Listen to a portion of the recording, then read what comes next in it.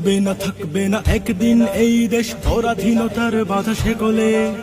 আসবেই আসবেই এদেশের ক্ষমতা নতুন এক অমরের দখলে। থাকবে না একদিন এই দেশ পরাধীনতার বাধা শেকলে। আসবেই আসবেই এদেশের ক্ষমতা নতুন এক অমরের দখলে। আসবেই আসবেই এদেশের ক্ষমতা নতুন এক অমরের দখলে।